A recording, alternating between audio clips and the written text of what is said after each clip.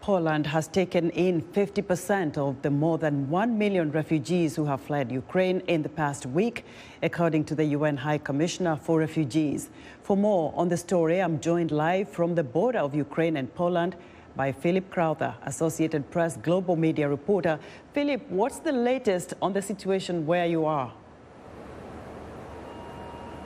Well, look, we're really getting a sense here of how many refugees have already left Ukraine, how many have passed through this town of Przemyśl. We're not far away from the border between Poland and Ukraine. This is the first train stop after you get out of Kyiv, the Ukrainian capital city, and out of Ukraine into Poland. You can see the train station here behind me, a steady flow here of refugees throughout the day, some passing through, moving on to other trains that might take them to other parts of Poland where maybe family members are waiting for them. Others appear to be spending the night here and certainly waiting here for very, very long stretches. The train line you can see right behind me, that is the one that trains that are still coming in from Kyiv are using. 3 every day arrive here on that very, very long journey across the border into Poland. There are also trains coming here from the southern port of Odessa.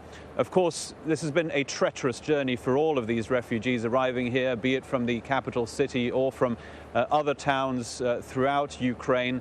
At the same time that there are thousands passing through here, getting off trains, there are other people getting on those same trains and heading back to Ukraine, as improbable as it sounds. Only women and children largely getting off those trains, and a lot of men getting on. Where are they going? Well, they say, many of them tell me, that they are going to protect their country and to protect their families that are still inside the country.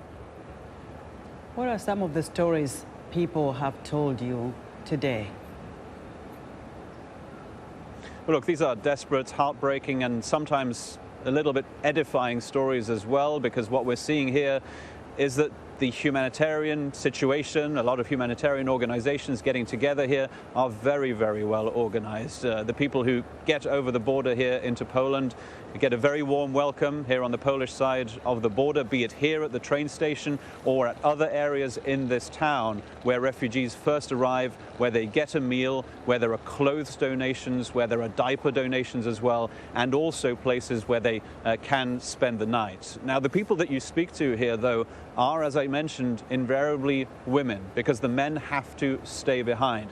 Any Ukrainian man between the age of 18 and 60 is not allowed to leave the country. They are expected to stay and possibly fight to defend their country. Now, among those women who I spoke to today was one with her 5-year-old son who said that she had had no contact for a while with her husband. Why? Because he's a reservist, had to stay, and is presumably now on the front lines. She simply does not know. So those are some of the stories that we're hearing here in Przemyśl. This is, again, the closest major town to the border between Poland and Ukraine, and one of those places where we're seeing an enormous influx of refugees from Ukraine.